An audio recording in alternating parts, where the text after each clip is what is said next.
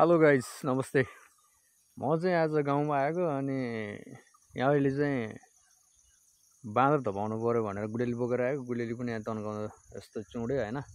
बाँदरले चाहिँ लास्टै दुःख दिने कि यो गाउँघरमा। अहिले चाहिँ मकैको सिजन छ अनि आँपको सिजन छ अनि लिचीको सिजन छ अनि जङ्गलहरूमा फल्ने यो जामुन फँड्यारहरूको सिजन हुने।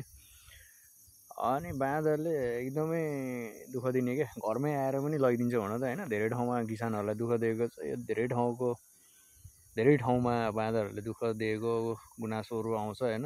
मान्छेहरू गाउँ नै छोडेर घर नै छोडेर हिँड्न परेको अवस्थाहरू पनि छ। त्यस्तै हाम्रोमा पनि यस्तै छ भने यो बाँदरले अब होइन आउँछ घरमै आएर लैदिन्छ। यो मकैसकै सब खाने भाँच्ने अब लास्टै दुःख दिने भने यो बाँदरले होइन। अनि फेरि यस्तो एउटा सर्ट क्लिप बनाइदिउँ भनेर तपाईँहरूको लागि। Okay guys.